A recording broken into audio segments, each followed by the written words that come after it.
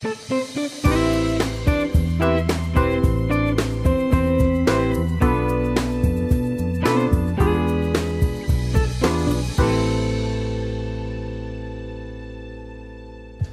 ladies, my name is Mark Hass. I'm from Clinton Township, Michigan. I'm a divorced father of 3 wonderful daughters. And I'm also in real estate and business development.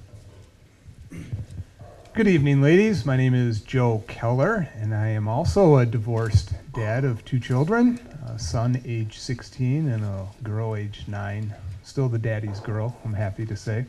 I live in Auburn Hills. I am an author, and also I've been in the technology industry for quite some time.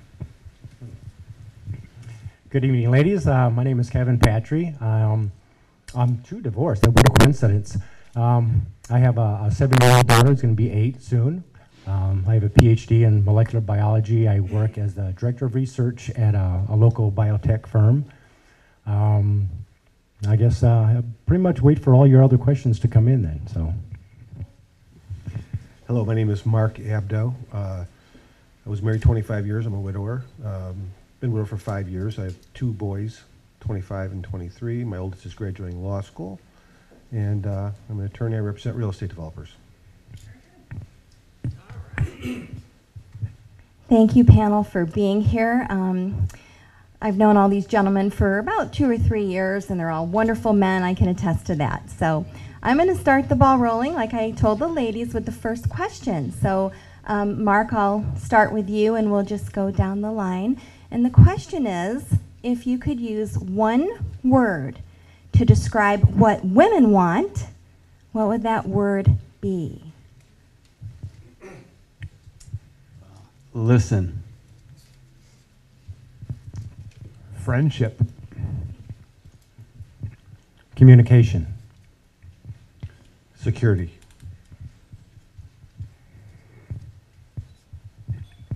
Okay, so I'd like to turn the questions over to you ladies. Does anybody have the first question? Okay. Is that? I think that microphone might be working. If you want to use it, great. If you don't, no problem. Can you all hear me? I got to use the microphone. Okay, great. You sound all like you have some very professional careers. In your past relationship, did your wife ever tell you that that was something that interfered with your relationship? The amount of time you spent, with your careers? Communication. That's why I think it's so important. I was not always a very good communicator. Always kept things inside. And that's the one thing I took home from my divorce and that really, settled it, hit home that, you have to be a very good communicator in order for a relationship to really not only solidify itself, but to grow. An open communication, an honest communication. Would anybody else like to add to that on the panel with that same question? I'll just add to that. Would you like a microphone, Joe? If you can hear me. Early in my marriage, and I was probably midstream in my career, I just buried myself in my career and didn't spend much time working on the relationship. We're talking 50, 60-hour work weeks. So that was a contributing factor for sure.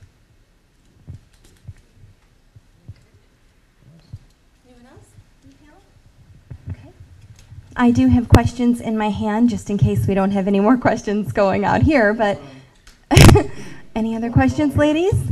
Okay, okay. Would you like a microphone? Only if you can't hear me. If you can't hear me. Okay. If anybody can't hear her, please raise your hand. No? Okay, go ahead. Okay, so I am part of the never married status, and I'm wondering, what do men think of the mid-40-year-old woman who's never been married? Does that scare you a little bit? She stole my question, everybody. That was one of my next questions. Okay. All right, go ahead. Who would like to answer that question? The biggest question I would have is why? Okay, and I'm sure I speak for a lot of men, and the same thing would be for women who would come across a man who's never been married such late in life. Why? What's wrong with that person? So I guess, you know, at this stage, people are wondering, well, what's wrong with that person, you know? I know that's just my first impression that I get. Of course, that's very closed-minded, I agree. But, you know, as you get older, you want to open up and say, okay, well, maybe there are some things about that person that you can bring out in them, okay? I personally think that the age it's just an abstract number. If the compatibility and chemistry is there, then I don't think that's, you know, going to stop anything from moving forward. Well, I agree. But again, it's that dogma that everyone has is that, well, they're 45, 50, and they've never been married. It could be a career choice, you know. They could be just immersed in their career to the point where they really didn't want to have time to start a family or start a relationship. And maybe they did have relationships and it didn't work out because they were so immersed in their career. So, it goes both ways. You can't be too judgmental on a person who is not married and in their 40s or maybe into their 50s. So the answer to that question is, from you, Mark, it doesn't matter. It's completely irrelevant. And then, Kevin, the answer for you is a little different.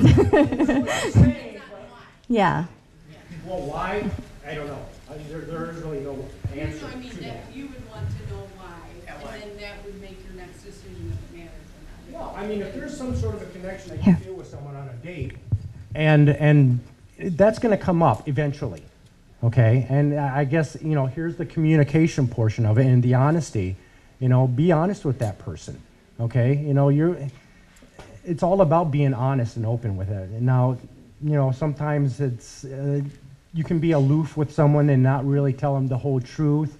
But at this point, you just want to be open with the individual. That's all we're really looking for. And women the same way. They're just looking for honesty and openness in a communication. Anybody want to add anything? Yes, Mark? I've dated a couple of women who had never been married, both very successful. And the only concern that I would have had with someone who had never been married is that they seem to have, already formed, their life and how they live. And, you're just not sure if there's somebody, they're ready for, I know that they want a relationship, but, are they ready to have somebody after 45, 50 years to walk into their home, start moving their clothes, hanging their clothes up, leaving the toilet seat up? I mean, their lives are pretty sad. And, that would be the, I mean, are they, are you after 50 years or 45 years of doing it, are you ready for somebody to come in and upset your life?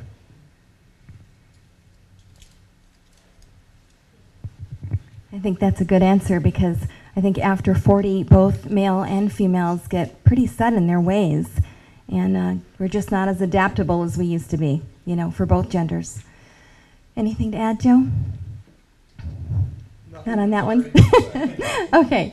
Next question. Any other questions so far? Okay. Microphone? Yeah, no. Okay. I'd like to piggyback on that a little bit when you mentioned the fact that you've never been married, and how do you approach that? What if you have been married but you have no children? So what's your take on the fact a divorced person that's never had kids, they haven't related to that necessarily? I guess what's your take on that? Who's got that? Let's start with Mark. For me, it's individualized, but for me, it's no issue. My kids are both older and on their own. So, whether they have to relate, I don't have young kids that they have to relate to. I'm just saying, maybe, okay, you would say you haven't had children, you can't, I don't know, it's just, yeah, I'm not sure I can articulate. I think, let me see if I'm understanding where you're coming from. If you're starting a relationship with someone who they don't have any kids, you don't have any kids, and perhaps they want to have kids, but you haven't had any yet. No. So I guess they're going to want to know, well, why? Obviously, I mean, the guy has to have an open mind. Is it physiological? You can't have any. Maybe you just haven't found the right guy to settle down with, the right guy who's going to be a nurturing father in that. So from a man's standpoint, I think we have to look at it as, well, it's a choice. Maybe it's not your choice. Maybe, like I said, it's physiological. You just can't have children. But they should have an open mind about it. If they want kids, then they shouldn't be getting involved very deeply in a relationship with a woman who can't have kids, or doesn't want to have kids. So the relationship right there should kind of, you know, part ways at that point. Well, this is the 40 to 50 group, so most of us, if you're gonna have kids, you already have had kids, probably. So I'm more or less thinking, you've already had your kids, now you're thinking about grandkids eventually. and Well, if you've well, never like had I said, that has to kids- be up to the individual if they're understanding. If they have kids of their own, I'm sure they're going to say, that's fine. I don't want any more kids to begin with, you know. Or if they do want kids, then, you know, if they're going to be in their 40s and 50s, they have to think about when they want to retire, they're going to have to pay for college. So, you know, there's a lot of questions that they have to ask themselves. No, you know what, I get what you mean. Okay, thank you. When you, sorry, okay, so I have kids and you've never had kids, and now we have this relationship. People who have never had kids do not even begin to comprehend what it means to have children, and the bond and the love that you have for your children. Well, that's So here's a guy that's like, it's, you know, why why are you gotta, you know, why are you know, with the kids and blah, blah, blah, blah. They don't get it, That- so do you, Well, you know. that's a whole different story, Yeah, that- actually, is that it what is. you're I mean, you can getting piggyback on Yes, that as well. Well, that's Right. exactly That's- what I was trying Oh, okay, to okay. articulate. So I'm just like, okay, so you're single guys, how do you, a woman that's never had kids? I And think, you have kids, say. well, that's something for me personally, if I was dating someone or going out on a date with someone that did not have kids, it might not be something I bring up in the first date, but if there was a second or third date, it would definitely be something that I would want to discuss with You them. would have to. And I would let them know that I'm a package deal. I mean, Right. my kids come with me, and in fact, they're going to, in many cases, take priority over you. Absolutely, that's bingo. So you have to have that conversation, but I found even though you do have that conversation, sometimes it doesn't sink in until you have put your kids in front of them or above them, and then they're like, whoa. Progresses to the point where the woman thinks, oh my gosh, you know, I didn't really realize it, but here it is in my face, and yeah, you know, his kids are being put in front of me. You have to accept that at the very onset of the relationship, or, you know, you have to, you know, step aside very early on. All right, but so is that a turn off, immediate deal breaker? That- For who? For the guy? Yeah, I mean, if. Not okay, necessarily. if I'm on like a Match.com site or something and I say no kids, is that like, don't want to be with her, she doesn't get it? But when No, not necessarily, not necessarily, no. I don't want to dwell on this topic, I just. No, but it's a I'm good just topic. curious, It's- because that's my situation. No, it's a talking point. Yeah. You need to, just like going back to your question around never been married, that's just a flag for me to say, okay, it doesn't mean I'm not going to date her, but it is something that I'm going to discuss quite early in the dating relationship to figure out why you've never been married. No, good. Goes back to communication. I like him. He gets it. Communicate. Any other questions from the ladies? Did that answer your question kind of roundaboutly?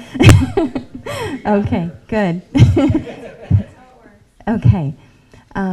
Next question. Anyone? Okay, then I'm going to go to my list if we have no further questions right now. Some in the hat. Yeah, okay, sure. If we have them in the hat. Again, if you, Is that from the audience? this is from the audience. Okay. You want to read it, Janet? This is a good one. Yes. I'm Janet, by the way. Okay. Let's get a drink first. Okay. How do men really feel about a few extra pounds? Who wants that one? Okay, that was another one of my questions, so that's another one off my list. That's relative. What do you consider a few extra pounds? That's what we're asking you. Oh, no. The question is, what do you feel about a few extra pounds? What is a few extra pounds? Really? I've been on dating sites before where a few extra pounds were a few more than just a few extra pounds. And I thought, oh, really? Okay. It depends on the personality, too. It really does. It really does. Just like I said, I'm a package deal with my kids. I realize a woman, just like a guy is a package deal, there's the physical and there's the emotional aspect of it. For me, a woman with a few extra pounds is fine, but if they were overweight, it may or may not be someone that I would want to date, not because they're overweight, but because they may be leading an unhealthy lifestyle and not an active lifestyle, and I want to be active and healthy. So if I had a partner that was unactive and unhealthy, that wouldn't be compatible with the way that I do things. So. And really, let me just add to that. It really depends on the woman as well, because if they recognize the fact that they are just a few extra pounds overweight, maybe they're in the circumstances where they let themselves go, but they really do lead a healthy lifestyle and are willing to get back to the point where they're, working out, or even if it's just walking, or want to get back to that point where they feel more comfortable with. Also, it's sometimes a red flag that there's some insecurity issues too that may crop up later in the relationship. So. Either Marks want to add to that? Any thoughts on that? Mark? Got it covered? So I'm going to elaborate a little bit on that question then. So, because I know where these ladies are coming from. So, so if everything's there and you're dating this lady and the personality's right, the chemistry's there, you have the same common interests, like Joe said, you lead a healthy lifestyle, but yet, when you get over 40, fighting the battle of the bulge is like crazy hard work. So they could be leading a healthy lifestyle, and they could be jogging every day, but still they're 20 pounds overweight. But everything else is there in the relationship, but they're a little chunkier than you want them to be. Are you still staying with them, or do they gotta go, or are you gonna have a little talk? You gotta go and work out, more, have a discussion with them. Listen, I'm crazy about you, but you're a little heavier than I want, and I don't like it. Would you do that?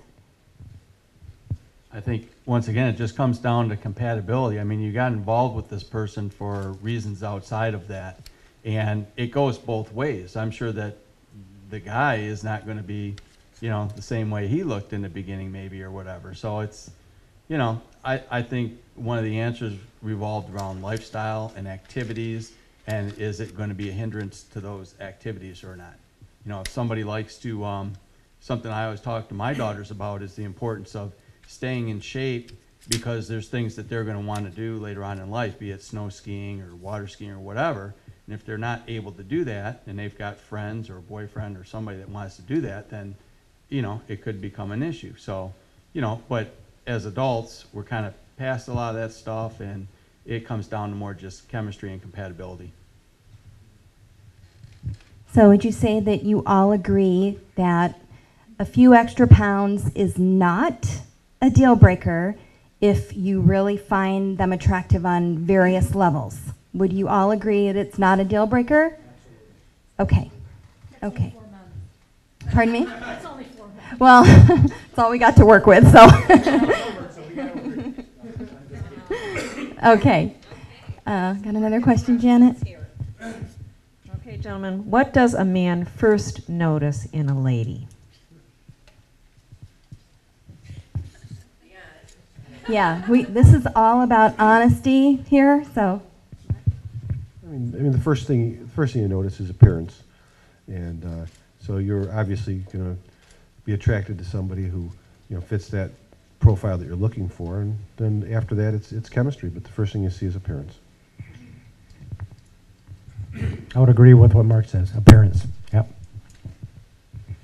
I think the adage is true that we do judge a book by its cover. It's not something we like, but it is what we do. It is how our society works. So I would agree appearance is, for me at least, would be the first factor that I would consider. For me, it's more of a vibe and a personality. When you meet somebody, you could tell right off the bat if there's any sort of chemistry or, just, like I said, a vibe that you get from somebody. So for the first 3, maybe a few extra pounds might make a difference then. So that would go back to the last question. Because all 3 of you said it's appearance. So, think about that. That's the initial attraction. Right. But anyway, it's an honest answer. But see, it's a conflicting answer from your last one. Just saying. Okay. Okay. All right. Other questions, or should we go to the hat? Okay, we're going to the hat. Why do some men shy away from women who have strong personalities, like confidence, maybe speak loudly, etc.? That's a tough one, so everybody put your thinking cap on that one. It's my opinion that men want to be the dominant, the stronger one, to take care of the woman. And they may get turned off by a stronger personality, a very independent person that can take care of themselves. You know, then what's their role in the relationship? So I'll just throw that out there. So I've always been attracted to successful, strong women. What I don't like is somebody who's trying to be competitive with me all the time, and argumentative. You know, I mean, I've to the point where I've been on dates and had my grammar corrected. So yeah, but I'm attracted to strong, successful women. I mean, intelligence is a turn on for me. I would agree with Mark that intelligence is a big turn on, seriously. But there is an intimidation factor where a woman who is very, very independent and over-domineering is kind of a turn-off, as far as I'm concerned, and I think in general. Now, I'm just saying in general. Some men may find it very attractive. I think it depends on the connection factor and what the man wants. There are men out there who are looking for women who are very progressive and intellectually stimulating, and there are men out there who are looking for the opposite, and they just want someone to be quiet and sit in the corner. That's not me, but there are men like that out there, and so it really just depends on the compatibility factor.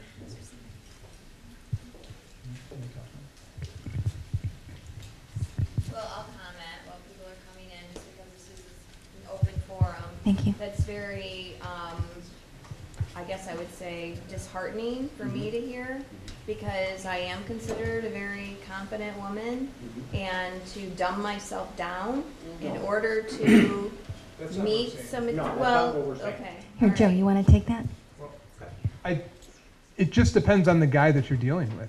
There are some guys, probably all of us up here, that want the intelligent, progressive woman who can stand, independent, maybe is a better word, who can stand on her own. But there are other men who want the opposite. It just depends who you're bumping into and who you're dating. So do I need to say, okay, are you the type that likes a dumb woman? That's, No, you're gonna figure that out. This is what we get. I mean, this is what we're up against. I don't know. like I an intelligent can't woman. guess. I like an intelligent woman, someone who's going to stand up for what she believes in and voices her opinion. But if it gets to the point where it's just a very domineering type of behavior, that's going to be sort of a turnoff. That's different. Well, that's where I was trying to come from. No, I love intelligence. That's a very big turn on, a very big turn on. Okay. Any others? All right, next question. What are men most afraid of? Who wants to answer that one? Spiders.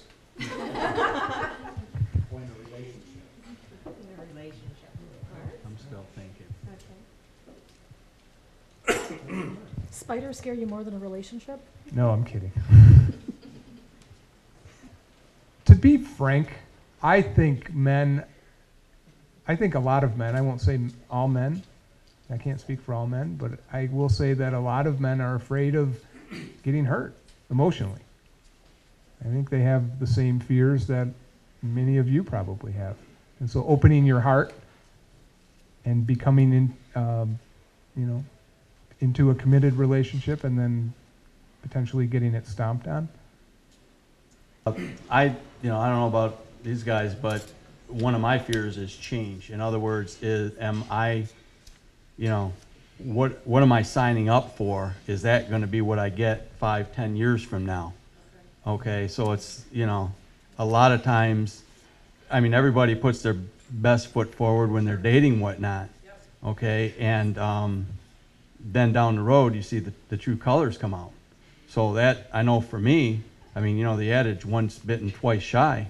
It's like I look at a lady and then I step back and I say, okay, is this really what I'm getting? Okay.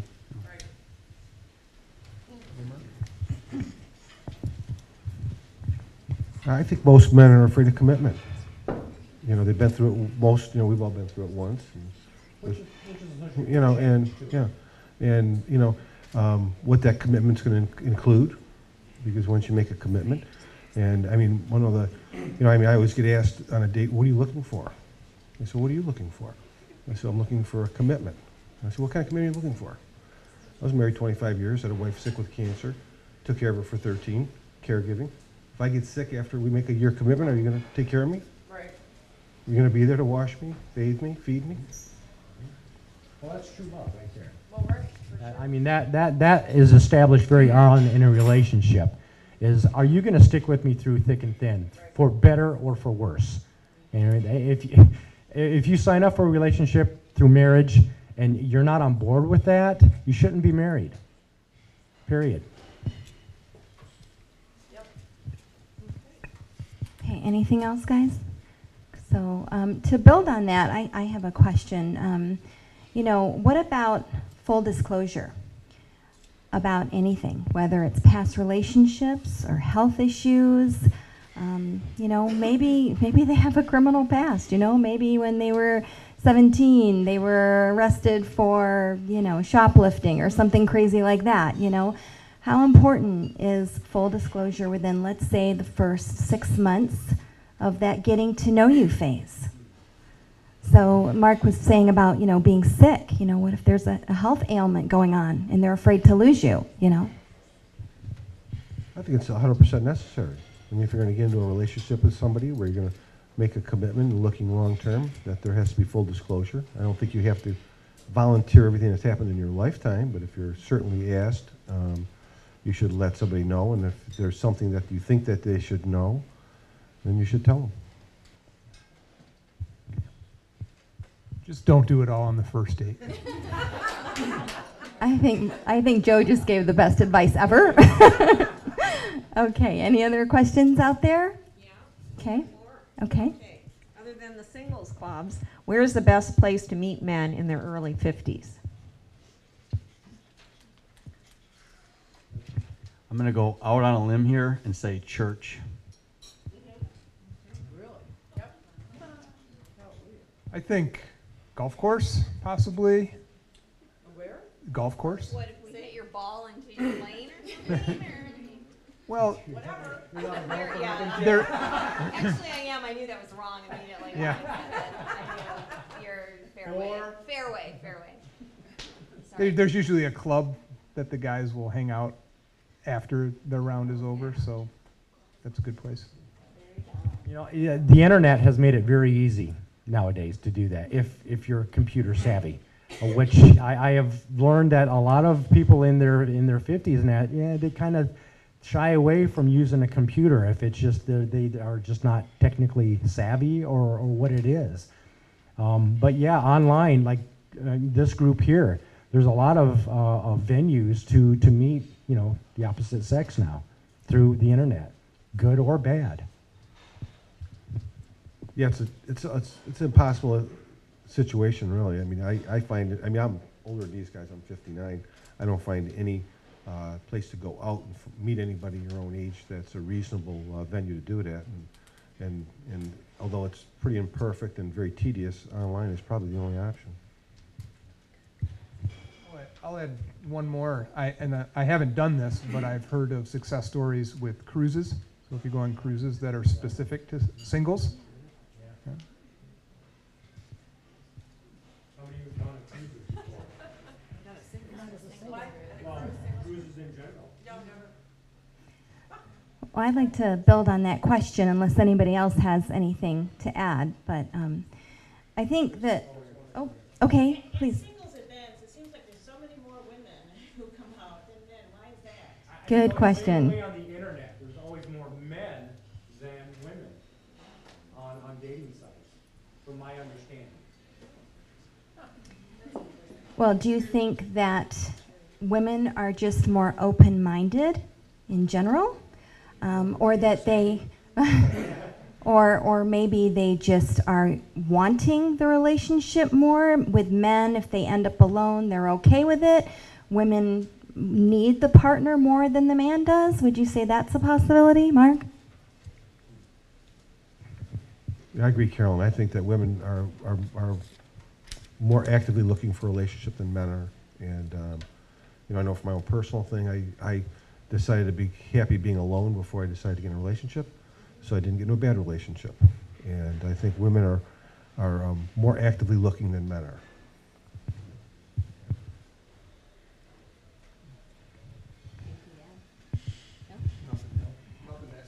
Okay, so on that note, so where is, we talked about the best places to meet men, but how do men in general, or drawing from your own personal experiences, feel about being approached by women? For instance, at the grocery store, at the gym, maybe in church, maybe you're both members of the same parish. And typically when a woman approaches you, it's usually because they have an interest, not just because they want to, like, you know, play cards or something like that. You know, they usually want to hang out, get to know you, and end up dating you. Would you guys agree? Yep. If you're going to approach a guy? Because it takes a lot of courage for us, too, to do that. There's lots of rejection involved in that. So how do each of you feel about being approached when, you know, most likely you know it's for romantic interests? We'll start with Mark. I wouldn't have a problem with that.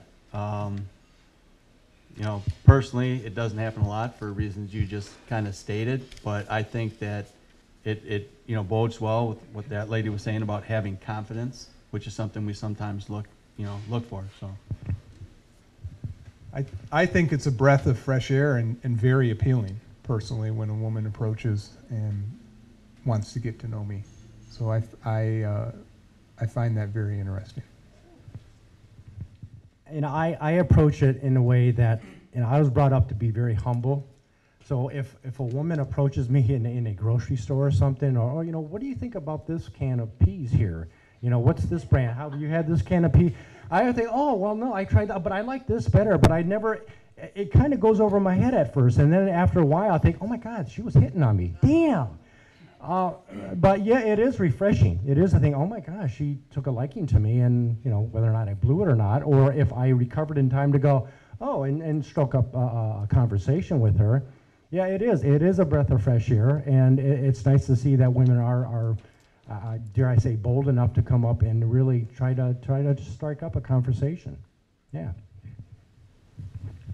When you're approached, I mean, when I'm approached by women, it's always a compliment, and, you know, whether they're my type or somebody who I thought I'd be attracted to or interested in, I will usually give them the benefit of the doubt and talk to them. And I'm not an aggressive person when I'm in a, you know, and when I'm out in a social situation. So typically, the only time I meet women is when they give me, you know, let me know that they're interested in meeting me first.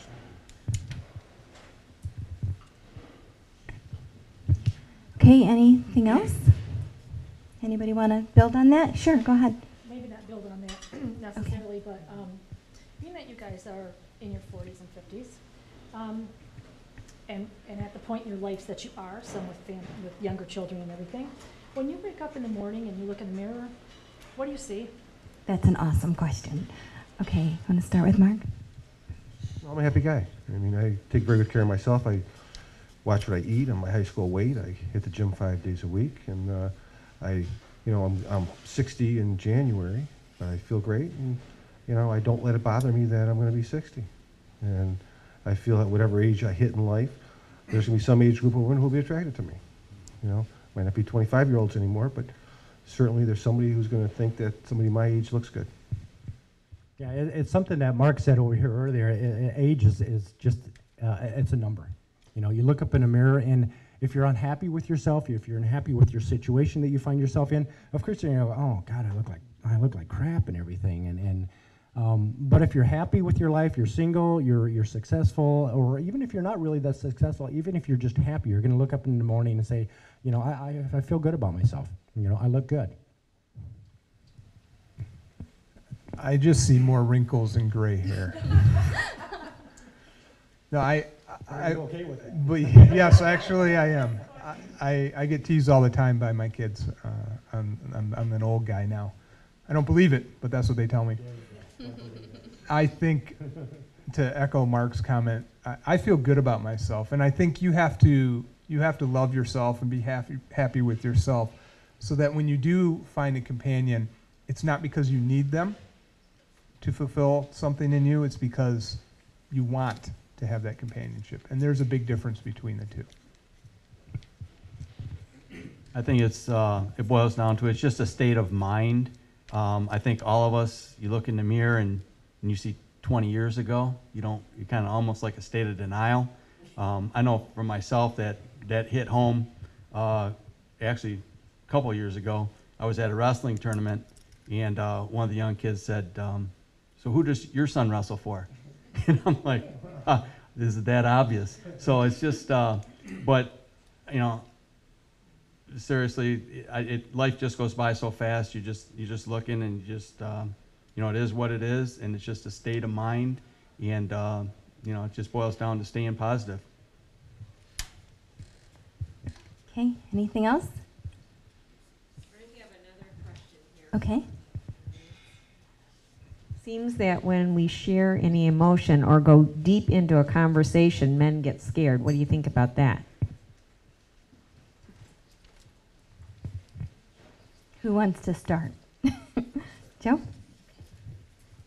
I think for many men, when you have a deep emotional conversation, that brings up the word commitment, at least unconsciously. And so if the man isn't ready for the commitment yet, that you could maybe feel them pulling away. I think it's all in the timing, where the relationship is at, and like you're saying, if it's too soon, it could be viewed as like a trap door or something. So. No, I agree with Joe. It goes to commitment, and you know, if you're bringing up, you know, emotional subjects, things that are important to you, and they avoid them, maybe that they're not looking to take their relationship to the next level. And I also think it has to be how it's approached. If it's very direct, or if it's a very roundabout way, give the guy a time. Like I said, and it has to do with timing. It has everything to do with timing as far as the relationship is concerned, and how far you're involved, and what you feel from the individual as well. How do you know when a man is ready for a commitment? What are the signs? Well, I thought that women were very intuitive and they would know. Yeah. No, I think the other thing is what really makes a man fall in love with you. So is that kind of what you're asking? So I would like you guys to talk about your own personal experiences with falling in love, in addition to, so after you answer your question about what's happened with you personally, generalize. Why do you think men fall in love? I actually think it's a journey. It's not just it's not like a light switch. It's not just gonna automatically be there. Like I said, it starts out, there's just a mutual attraction, there's some chemistry, compatibility, and your relationship just progresses, and it builds, and it's just, you know, it's not like you wake up one morning and say, oh, I love this person. It's a journey. It's almost like, you know, you're going along, and then you just realize that you're attached to that person, and they mean what they mean to you. I think to go back to your original question on when you would feel, yeah, how can you tell? There are some really, I'll call them basic signs. Maybe you're staying overnight a couple times at his place. You leave, he has a toothbrush for you, or maybe a little spot in the bathroom reserved just for your stuff is a great sign, or a drawer for your clothes. Then yeah, you're on the trajectory. Yeah, exactly what he said. No, seriously though, it is an evolution. It's nothing that's going to happen overnight. Communication, like I addressed at the very beginning, is very big, but it's got to be an open and honest relationship. The more you talk in a very open state, the better. You know, for me, it was, I remember the first time I really fell in love is because I was very open with the person. I could tell them anything, my past, anything, without feeling that I was going to be harshly judged for it. So, and it goes both ways. You have to be able to not judge what that person's going to tell you too, okay? So that they're not going to be afraid to tell you, and you're not going to be afraid to tell them. Right, yeah, totally. Yeah. So would you say that it's best if say you're falling in love with a man, is it best to just let him come around, you know, just kind of, I think you're don't tend to run. Well, I think if you're right. not ready. If you allow a man to avoid commitment, they'll avoid it. Right. It's just human nature with men. At least that's what I thought. It's not universal, but you know, but I think that you probably should for your own good. Just kind of. Yeah. You know, but you should put it in a pretty direct question, rather than indirectly. Not like where do you think we're going to be in a year? You know, maybe like I think I'm falling in love. Yeah. Playing off of that, oh, go ahead. Just one comment on, as far as direct versus indirect. I'll speak for me. I won't speak for these guys. They can echo it if they want. But I much prefer, by several factors, being direct, a direct conversation, versus some kind of windy road, indirect thing where we're supposed to read your mind and figure out what it is you're really asking. And I think for most men, we prefer the bluntness and the directness than that windy path. It may hurt our feelings, but at the same time, we know where we stand. I also think that actions speak as loud, if not louder, than words. So I think a lot of times a woman wants to hear things, whereas a man tries to, he doesn't communicate as effectively like Kevin says we should, but he's showing it through actions in different ways. So. Is there someone who wanted to elaborate on that? Go ahead. Just on that, so when you feel a woman is moving too fast and is, you know, really pushing like the commitment thing, what do you say to her? How do you deal with it? You're laughing. We're moving too fast. Okay. Just really Be simple. direct, like Right. you said, exactly. Yeah. That's what I would say personally. I mean, not blurting it out like that, but over a conversation that I would say, hey, I think we're moving too fast here, you know, and have a conversation about it. I think we're all in an age bracket where, you know, be it kids or anything else, we just need to realize that, you know, it's not like when we were younger where the other person is the central point of our entire life. Right. You know, it's like we've got commitments, we've got careers, we've got kids, we've got other families, and it's just, you know, there has to be a mutual understanding of that. It's different than when we were younger. So I think just to take that one step further, how do you guys feel about, you know, you're dating a lady and then she says, I love you first. She doesn't necessarily have to be asking you for a larger commitment, but she's expressing, that's a big thing for a man to hear I love you. And does it scare you off because they said it before you do? I mean, in my personal opinion, I think men want to say that first. I think the relationship stays stronger, and the pursuit of the hunt and that kind of thing, the thrill of the chase. I think men like that, and I think they would like to be the one to initiate the I love you. So what do you guys think of that? I think, you know, as long as it's mutual and there, like I said, actions and vibes and other things enter into the equation. I know for a man, you know, personally speaking, sometimes you want to say something, but you don't because you feel like if you do, it's going to scare the other person away. So, you know, but like I said, if it's mutual, I think you'll know and you can tell. Boy, I think, to echo Mark's comments, I think you really have to be pretty clear on where you stand in the relationship, because when you say I love you to someone, you're implicitly asking them to say the same back. And if they don't, or they hedge, or they pause, then that leads to some heartache. But then again, it might also lead to some more conversation about where the relationship is. So just be careful that's I love you. That's a very heavy thing for guys, and for women too. But yes, for the response, it would be like the man kneeling down in front of the woman saying, "Will you marry me?" and her saying, "Well, I got to think about it." That says a lot, right? So you have to be clear before you do that you're on that glide slope. I think from a guy's perspective is that you really, if it's a woman telling you first, Like I said, you have to really have some sort of an open communication first with the woman to really see where you stand with her.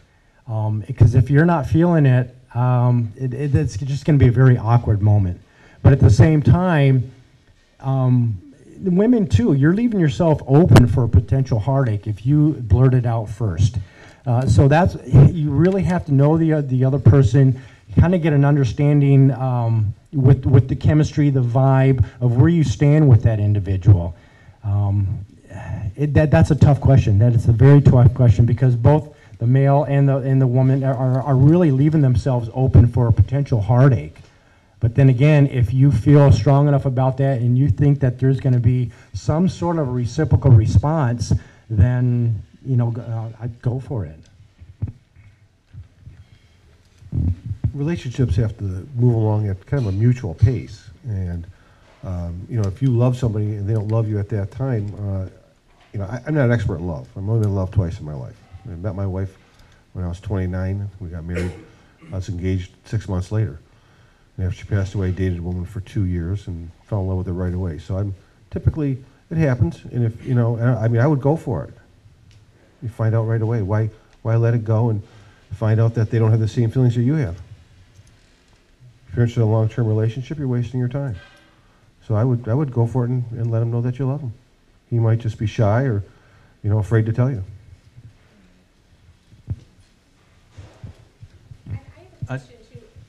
I'd just like to add to that, before going to that level, there's other ways of having the discussion.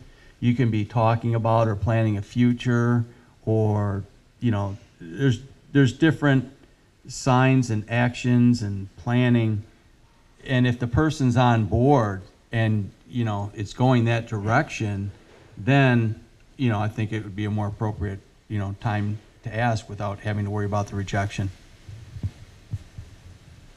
Like this question was the hunt or the thrill of the chase. Getting back to having somebody approach you, does that take away from that hunt? If somebody approaches you, are you a little less interested, or does it not matter?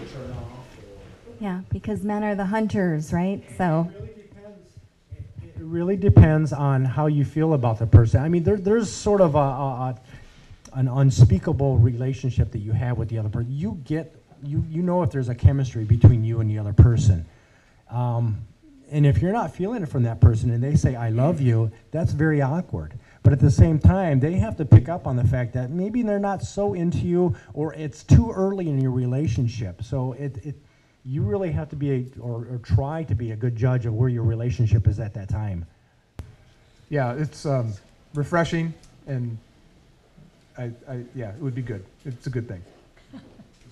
Just don't tell him you love him right there. I love these peas and I love I would save that for like the frozen foods, maybe, instead of the produce. I don't know. Anybody else right now? Okay. I have a question. This is going back before all the I love yous.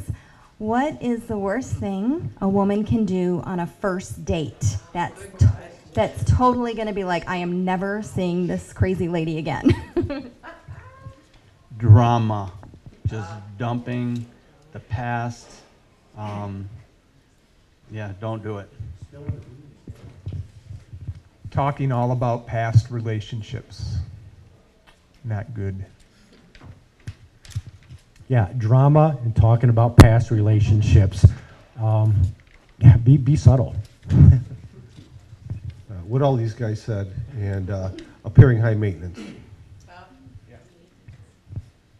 There's probably more than 4. Pass it back. Well, yeah, I was going to say, what about texting? Okay, here, let's go with those questions here, Mark. What does high maintenance look like? I had recently a woman who wanted to, we had met a little bit for drinks and wanted to go out to dinner, so she texted me to go to dinner, and I said, sure, we can go to dinner. I happen to live near Purchase Creek Mall. There's 2 restaurants there, Brie or Chang's, so I texted her back. I said, we can do Brie or Chang's. I'll pick up, and we'll do 7:30 dinner. I get a text back. Are those my only choices? Oh. So, I mean, and similar stories like that. What did you do? Did you not I hope you said yes. Oh, I said pick a restaurant. I said, you pick a restaurant, make the reservation. I'm okay with it, but I mean, wasn't the restaurant, it was, yeah, it's God, just, that's a a- huge red flag. oh, yeah. I've got worse ones than that. Spill it, spill it. Real good. Do you want to share a couple of those worst ones, or no? I think they'd like to hear them. How about, is texting a big deal? I think we all would like to know that. Texting on the first date's okay? No, texting seems to work. I mean, you're looking for more high maintenance stories? Yeah, come on. Oh, okay. Have a friend of mine who has a girlfriend who was trying to fix me up with her girlfriend for 8 months. I typically don't like to get involved with my friends' girlfriends' friends because it's an issue. I mean, I'm friends with my friend, and I typically become friends with their girlfriend, so I typically stay away from those types of situations. So for 8 months, she tried to get me to take her girlfriend out, so finally I agreed. So sent her a text, would you like to get dinner? Sure. And my favorite restaurant happens to be a little new Asian restaurant called Manjin Lao in Troy. So I said, let's do dinner at Manjin Lao. She lives over in Middle Belt and Long Lake. I get a text back, I'd like to stay closer to home. Can we do Baco? Which is on Northwestern Highway, extremely high-end Italian restaurant, which is fine. I'm good with it. I said, no problem, we'll do Baco. I get a text back, dress corporate casual.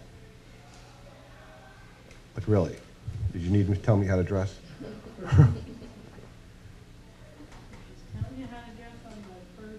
So what did you do? What did you say? What can you say? I showed up corporate casual. I can't believe you just. That's just Was that amazing. it? What's that? Was that it after the dinner? Yeah, it didn't go anywhere. Yeah. The obligatory dinner. Yeah, you guys don't hear dating war stories, do you? That was my really good. Lessons learned, so we don't do it. You have a question? I do. Okay. All of you gentlemen are recently eligible, correct? Yes, yes, yes. So what have you done since you have become eligible to get yourself back out there? Another great question. Who wants to start? You know, I don't find too many venues in the Detroit area to really go out and meet anybody. At least I don't really feel like I'm going to meet anybody in any of the restaurants or bars around. So I've put a profile online, and I've met some very interesting women doing that. I really haven't done anything. I've just been concentrating on my work and my daughter. And if it happens, it happens. I'm not really pressing the issue right now. I just got out of a several-year-long committed dating relationship, and I'm just laying low right now and kind of figuring out what my next steps are. I am not actually looking for anything. I'm not opposed to something evolving or developing. But about a year ago, I started thinking, well, maybe I should, kind of get back out there. And I joined one of those online services with the intent of hopefully meeting somebody. And it became just a form of entertainment, just reading these profiles and the pictures, and it actually took the place of watching TV. It was incredible. I haven't met anybody. I don't think I want to meet anybody online. It's just recreation. So It's really interesting. So you guys think that online dating is not the way to meet a woman, even though that's pretty much where the 40s and 50s go. Would you guys agree? I mean, there's, seems like the 40s and 50s are just kind of lost, and the only place they know where to go is online. So what do you think?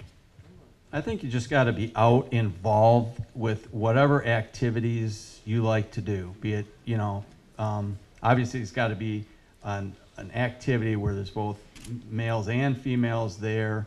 Like I said, church would be a good place, or a ski club, or just something that you enjoy doing, golfing, whatnot. The online thing, it does not show. I mean, you can't feel the chemistry online of somebody. You can't get a vibe from them. There's just so many ingredients that are missing online. And then if you think that you found it and you meet the person, face to face, and it's almost like a waste of time. So I still think maybe I'm old-fashioned, just, the face-to-face encounter.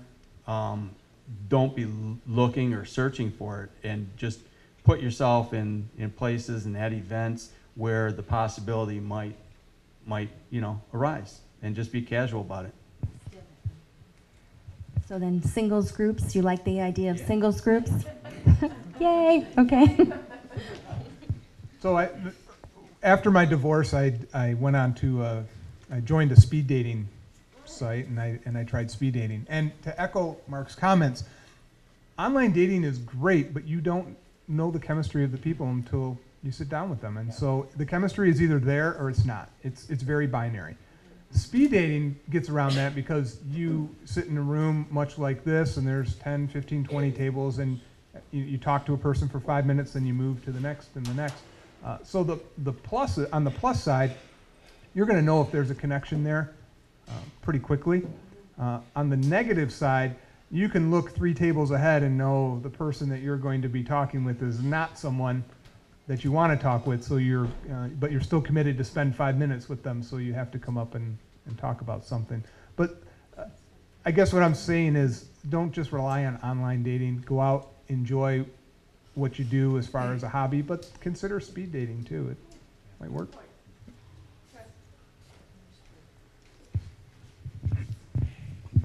Online dating is tedious, and what Mark said is correct. I mean, you can't get chemistry from online.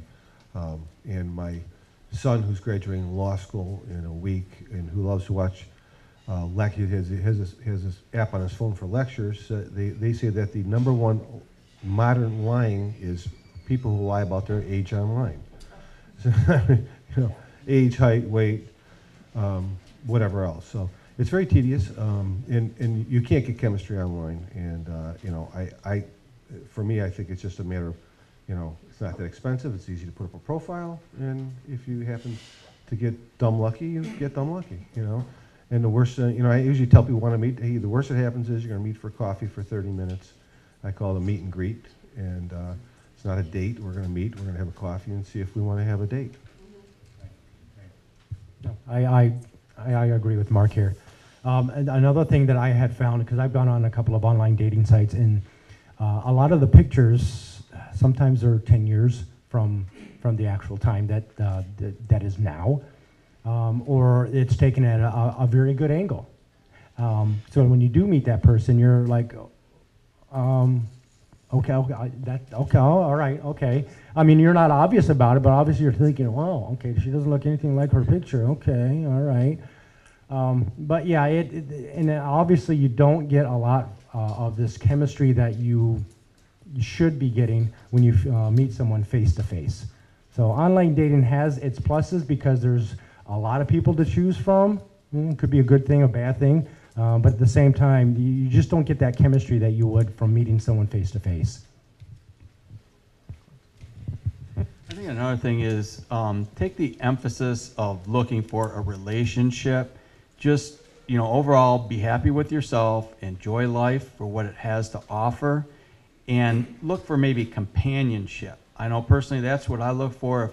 If there's a lady that I might be interested in, I'm just looking for companionship, someone, go to dinner with, go to movies with. I'm not necessarily looking for the next relationship, the next thing. I'm looking for maybe, companionship on some level, and if it evolves from there, it evolves. But just be happy with yourselves and enjoy life for what it has to offer. Anybody, anything? No? Okay, I had a question that came from actually our photographer friend over here. He said, can you guys differentiate between love and lust? Oh. Which is a fantastic question, I think. It's only a yes or no question, though. Well, no, they're going to tell us the difference, I guess, maybe. Can you tell us the difference between love and lust? Like, if you're dating someone for a while, how do you know? Is it love or is it lust? Well, there's another word that comes into play, and that's called infatuation. So, I think that love evolves, and if there's a hint of love being there, the lust and infatuation is kind of going to be put on hold for, on a lot of different levels. So I think the love is a more long-term type of situation than the other would be. Well, I think I don't think there's anything wrong with lusting after someone, especially if you love them. But to know the difference between the two, practically, I think if you're with someone for a short period of time and then you don't miss them when they're gone, that's probably just lust and probably, excuse me, and probably not love. Yeah, I agree with Joe. There comes a time where hopefully the lust is going to remain, but the love is going to start to take over after a while. And you'll know when you'll be able to distinguish between the two.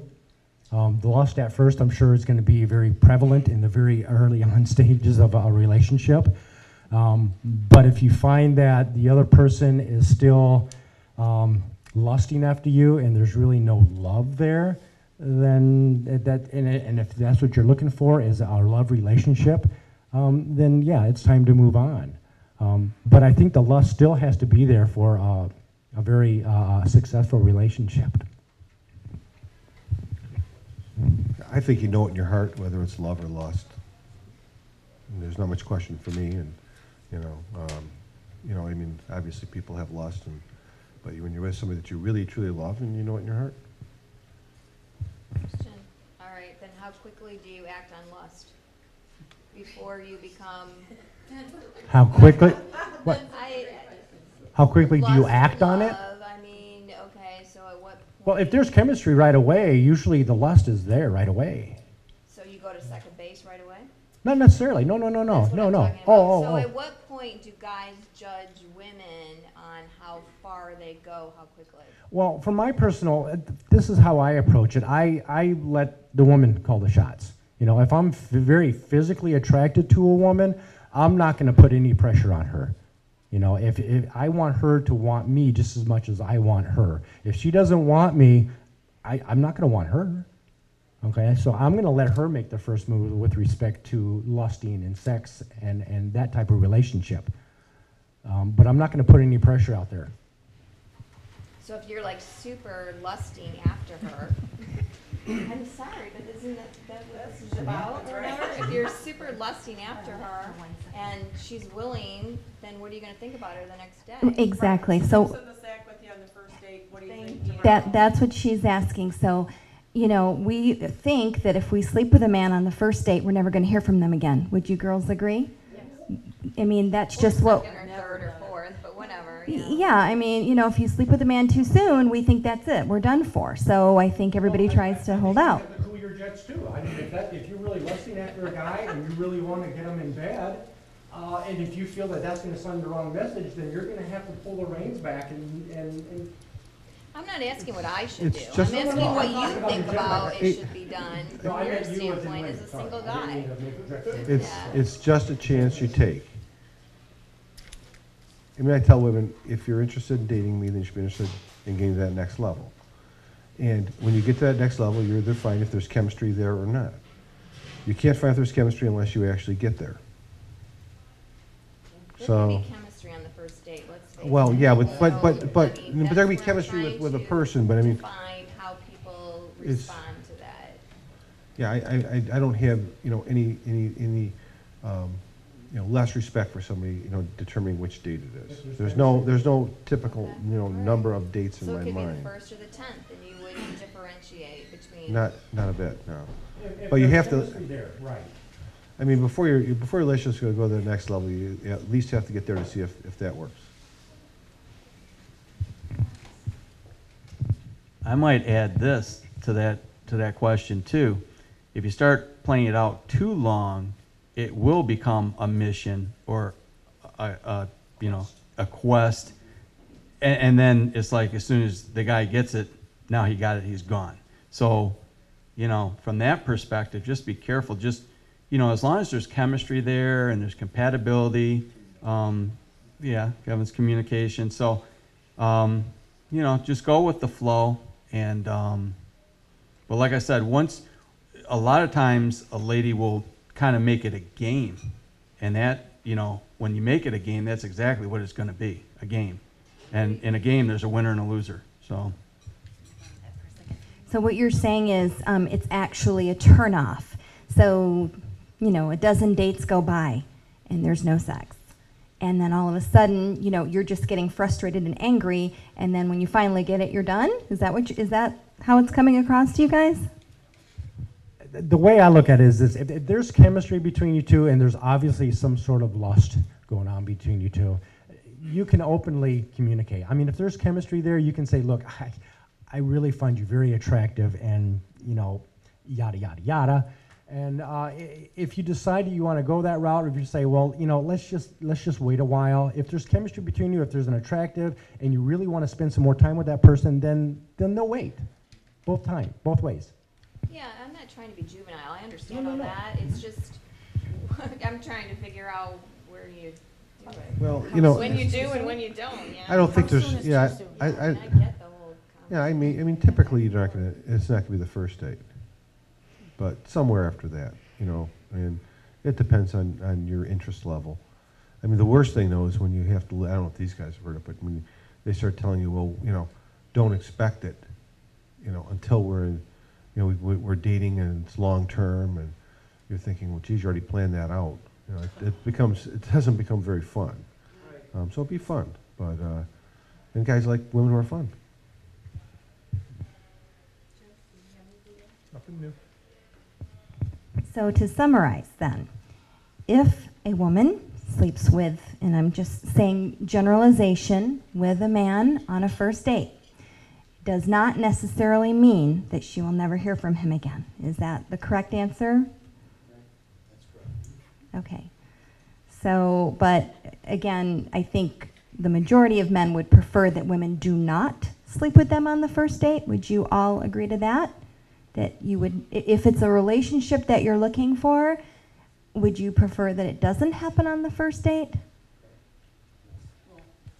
Like I said before, you don't look for a relationship. Look for a compatibility, companionship, chemistry, and if things are going a certain direction, they go a certain direction. It doesn't necessarily mean that a relationship will not evolve over time.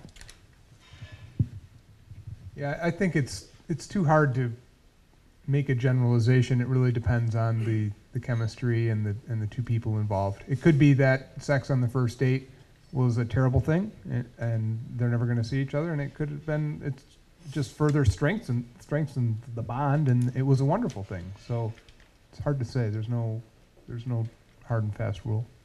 I just want to go on the record that I don't necessarily have sex on the first date, but I did want to ask the question. Okay.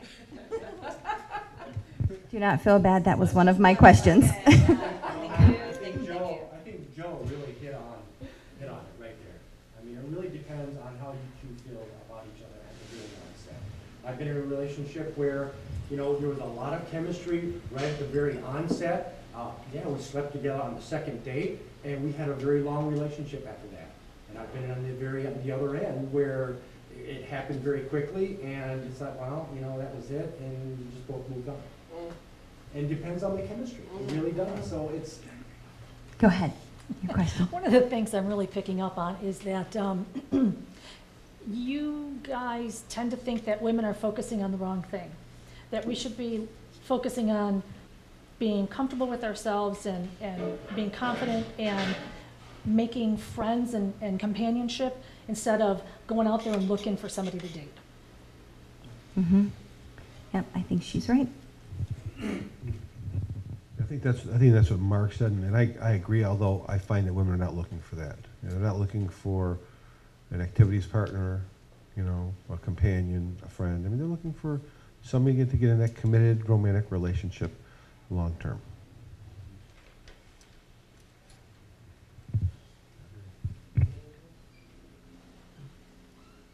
If anyone wants to take your question. Yeah. Okay, please go ahead. So, like stereotypes that are out there, you know, women are after a man with some money and, you know, successful, and men are just looking for a physical attraction. What do you think about that stereotype? Men, it's all about the physical attraction. Women, it's all about success and money. I mean, I weed out the ones that are, you know, needy and looking for something for money in a hurry. So that's not an issue for me, you know. And typically, I mean, I'm pretty good. I read people pretty well, so I can generally tell somebody who is not needy and looking for somebody to take care of them. Now, are men just looking for, physical relationships? I'm sure that there's a number of men who are. I don't date a lot because I think that it's not out there right now at my age to have a woman who is just a friend, or where they call it friend with benefits. That doesn't exist. So, rather than mislead somebody, I choose not to date a whole lot. I think a lot of it has to do with the age. That when you're younger, that might have been an issue. The attraction, the physical attraction is there, and maybe the woman is looking for someone to take care of them after a while. But later on, a lot of women have established careers. They're not necessarily looking for that. They're looking for the companionship, the love, and so on and so forth. And as far as men are concerned, it might be more of a physical attraction, but at the same time, they're looking for someone to settle down with, to have a companion, to do things with. I think you'll find men that fit that stereotype, for sure, and women that want the security. But I don't think that's a general rule, and I think you're going to find all types out there.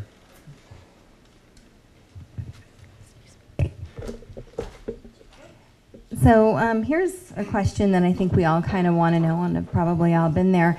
You date someone for a while, and everything's going great, and then all of a sudden, you don't hear from them anymore. Just complete dead communication. And yeah, they're MIA, and weeks go by, and then you finally contact them, and then they're avoiding your calls, or they won't be honest. And I think we all want to know, why can't guys just say, hey, I'm just not feeling it anymore? Why do they avoid telling us the truth? Good question. Well, I can't really answer that, because I would, if that was the case. I mean, obviously, either party is entitled to an answer. What's going on here? Why are we drifting apart? Why aren't you calling? This, that, or the other thing. So, like I said, I can't really answer that, because I would address the situation. I personally prefer the direct route, so I wouldn't be beating him around the bush. But I think what that would tell me, if I was the woman, from a guy's perspective, is that he's found someone else, and now he doesn't want to deal with me. I'm old news. And so then the question is, well, why didn't you tell me this earlier? Well, probably a fear at some level, fear of the confrontation and fear of actually coming to grips with the fact that the relationship is over, even though they know it deep down. I have to echo what Joe is saying. It's just a matter of avoiding confrontation. Some men are not good at saying, look, I found someone else. They don't want to hear the feedback they're going to be getting. So they would just assume, just kind of just ease on out of it. So I agree with Joe, yeah. Okay. Yeah, I call that the no callback breakup. I mean, it's easy. It's easier for men, but typically when it happens, at least when it's happened in my case, I think they should have expected it. I mean, I get some kind of meltdown, or something happens that's really bad, and then I'm thinking, did you really think I was going to call you again after that? Yeah, that's typically when it happens. Good point, yeah, it shouldn't be a surprise. If it is, then you really didn't know that person all that well, I guess. And I'd like to add, it gets right, we mentioned it earlier about like game playing. I mean, obviously we're a little bit further along in a relationship, but, when someone says, oh, yeah, it was a great first date, yeah, call me again, or let's go out again, and then it's just not happening. It's like, there comes a time when, from my perspective, you just buy a clue, okay, she's not interested, but why did she say she was interested if she wasn't? Do you think that women our age play just as many games as younger women, or are we worse or better? Great question. Who wants to take that first? I think you stumped them all. I don't know if this is going to directly answer it, but here's what I've found. A woman gets involved with a man, and she likes the man and everything, but there's always things that she wants to change about him. And the man meets the woman, and it's like, if it's the right match, she's perfect. I hope she never changes. And what ends up happening over time is for whatever reason, the woman changes a little bit, and the man generally stays the same or stubborn. So the woman's trying to make changes, and you know, you can't change a person. That's the bottom line. So, like I said, I don't know if it helps with your question, but it might shed a little bit of light on it. I have to just add, not that, I know it's the panels thing, but It's okay. a first date I went on probably 20 years ago, the guy said to me on the first date, first you'll like me, then you'll love me, then you'll try to change me, then you'll hate me. It's been my motto forever. Be a very Served me very well. Anyway, you're. I think the game playing is about the same. I don't think it takes on different dimensions and different origins, different predispositions, but I think the game playing is still there on both sides, men and women.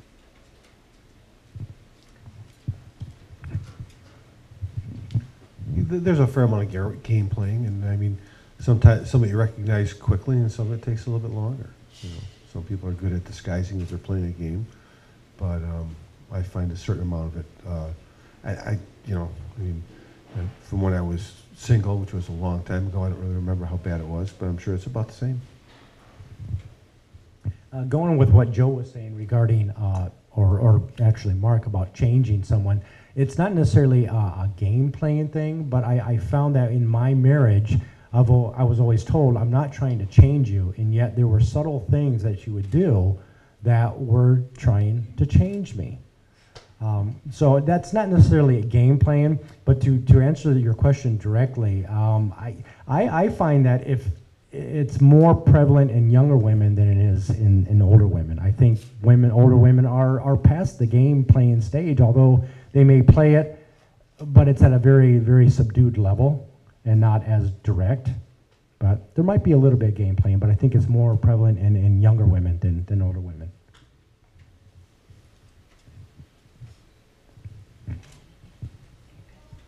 Any other questions? No? Okay. Oh, what? Yay! Michelle, right?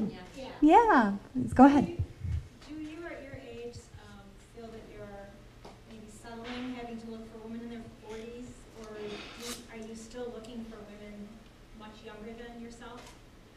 That's an awesome question, by the way. Go ahead. I think that as we get older, we're all going to be settling.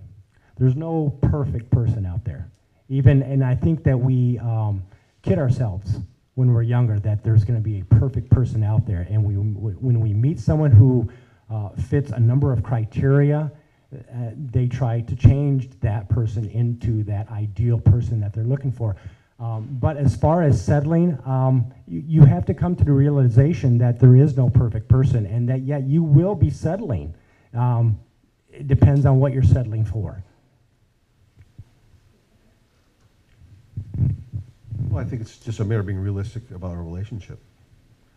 The advice I got from my father was, if I was looking for a woman, to find somebody that thinks like I think. If I'm out, I typically, women in their early 40s are attracted to me, and which is young enough. I mean, that's 20 years younger than me. I mean, how you're getting generational differences. People who aren't going to think like me. In 10 years, I'm going to be 70. So if I'm looking for somebody 35, it may not be an issue today, but in 10 years, it very well could be an issue. For me, I just look for a connection, and then the age factor is what it is. So I think to answer your question, you wanted to know if they're going to be making concessions because of their age. Is that right? I guess, do they feel, when they're looking for a woman, looking in a room with women or looking online, do they look at the women in their 30s, and then if there's no one, then they Yeah. will? So, all right, okay, there you go. Thanks, Mark. I don't think when you're looking around a room you can tell somebody's age. I mean, I've met ladies that are 50 and they look 30. I've met ladies that are 30 that look 40. It's like, you know, you're just looking for, you know, a mutual attraction, some chemistry, things of that nature. I don't think, you know, you find out, oh, you know, she's such and such an age or whatever, I'm gonna, you know, go the other way. It's not really like that. So I don't think there's the settling is taking place. I think it, you know, as long as there's compatibility there, I think it's good. Anybody else want to add to that? No? Yeah, because it sounds like you guys have mentioned compatibility a lot. So it sounds like friendship is more important to you guys than the physical. I mean, you said the first thing you notice is the physical for 3 of you, but then that's all I keep hearing is it's all about the chemistry and the compatibility. So. I think it's a combination of both.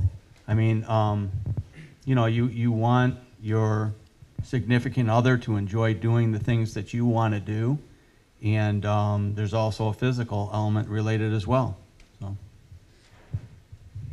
I think it's just natural that the first thing that you're attracted to is the physical aspect. You can't be attracted to their chemistry across the room because you haven't even talked to them yet. So it's the physical thing that draws, that makes that initial contact, and then it's the chemistry, it's the connection that keeps it going. Yeah, I agree with Carolyn. I think you know, I'm looking for my next best friend. You know, I mean, I had one, and I'd like to find another one because there's things I enjoy doing that I don't do alone. I mean, I enjoy cooking. I've enjoyed up north. I had a cabin up there. I sold it because I didn't have anybody to go with. I was going to go alone. So, yeah, I'd like to find a best friend, and you know, that would be you know, what I would be looking for. Yeah, I have to share the sentiment of these two guys here. That it's very important that it's not necessarily settling. Okay, you have to find someone who is compatible, who has the same likes and dislikes that you do, so that you can be a best friend. Go up to a cabin or go on a vacation and do the things that you both enjoy doing. Okay, so you're not, you know, they do one thing one day and then you're doing something else because you're just not compatible. You know, what's the point? Joe Keller here is an author, and he has a book called Single Effort. We are giving a couple of them away as door prizes. And his book is geared to the other half, living a successful life as a single male. And there are a lot of cool tips in there. I have a copy of the book, a signed copy too. So, and I'm sure he'd be happy to sign a couple of copies tonight. But it's a very unique book that I think with knowledge about what men need to know. If they're going to remain single or if they don't want to remain single, how do you live your best single life ever and attract as many women as you can? So I'm going to let him talk about his book for a little bit. And afterwards, we have plenty of appetizers and desserts left. So please help yourself. Please help us out here and have some food tonight, okay? Okay, Joe? Well, the book, as she mentioned, is called Single Effort, and it's a play on words that I won't give away. So if you read the book, you'll understand what it means. When I became divorced, one of the things I started to do, actually, I moved out, and then several months later, the divorce was final. So when I had first moved out, I decided I wanted to write about experiences being single and how I felt, and you know, if I was going on dates, how the dates went, and all the learnings that came along with being a single guy. I was in a 13-year marriage, and my wife was a stay-at-home mom, so she took care of everything, the laundry, the cooking, the cleaning, and I was the breadwinner that was working 10, 12 hours a day, bringing home the money. So when I became single, it was kind of an eye-opening experience. There were a lot of things I had to relearn, and because I had not been single for over 13 years, I had to relearn many things about dating. Things that were common sense, of course, that were easy to come by again, but new things that weren't in place, like the internet dating scene that wasn't really in place when I was first dating 13, 14 years ago.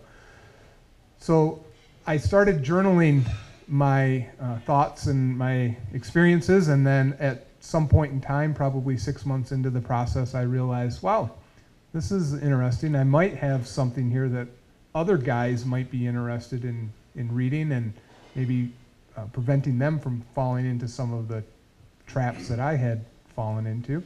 And so I started bundling it up. I got an editor and yada, yada, yada. A couple years later, I had a book. And the book is doing really well.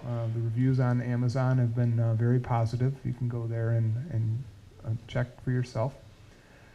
But even though the primary audience of the book is for single men, the secondary audience, very purposely, is for men and women in and out of relationships.